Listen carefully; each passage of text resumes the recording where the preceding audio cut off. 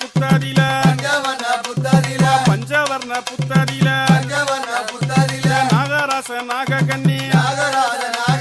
கணவனும் மனைவியுமா கட்டுடனே ஆண்டு வாரா ஆண்டு வரும் நாளாகில ஆண்டு வரும் நாளாகில நாகலோகப்பட்டணத்து 12 வருஷ காலம் ஆரமழை பெய்யவில்லை அந்த நல்ல வேளையில நாகராச நாககன்னி குழந்தை இல்லா காரணத்தால்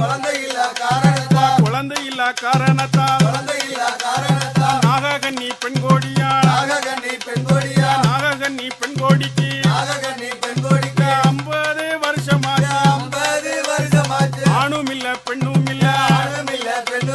40 வருஷமாச்சு